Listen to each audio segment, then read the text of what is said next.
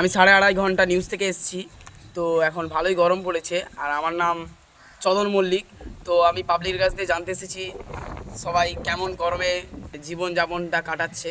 তো দেখা যাক কে কি বলে। ক্যামেরাম্যান আসো। দাদা আপনি এই গরমে ভাঙা বিল্ডিংয়ে কি করছেন? আর বলবেন না, এত গরম না, পুরো গাঁট ফেটে চমচমে যাচ্ছে। তো আপনার নামটা কি দাদা? আমার নাম গদু দাস। গরু দাস। হ্যাঁ, তাই তো গরমে এত মাঠ টাঠ থাকতে আপনি তাও এই বিল্ডিংয়ে বসে আছেন। এখানে খুব হাওয়া টাওয়া চলছে তো, তাই এখানে বসে আছি। ঠিক আছে, তাহলে আপনি চমচমি তৈরি করুন। হ্যাঁ। কেমন রোদে কি শুয়ে আছে? চলো দাদা। পাগলা চোদা বলতো। বলছি আপনি এত রোদে মাঠে শুয়ে আছেন কেন? হ্যাঁ, সমুদ্র ধারে শুয়ে আছি। এটা সমুদ্র? হ্যাঁ, এটা সমুদ্র। আপনার নামটা কি? পাগলা চোদা। আপনার নাম পাগলা চোদা? হ্যাঁ। হ্যাঁ ঠিক আছে, তাহলে আপনি পাগলার জগতেই থাকুন। দাদা আপনি এত রোদে বসে আছেন, আর এই গরম এত গরম পড়লো কি করে আপনি জানেন? আপনি কে ভাই?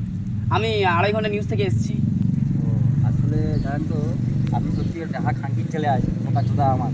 মানে এত রোদ পড়েছে, কি বলছে জানেন তো, আমার বাবা রাত্রিবেলা মানে মাইক্রো ওভেনটা খুলে পালিয়ে গেছে, তাই এত মানে গরম পড়েছে।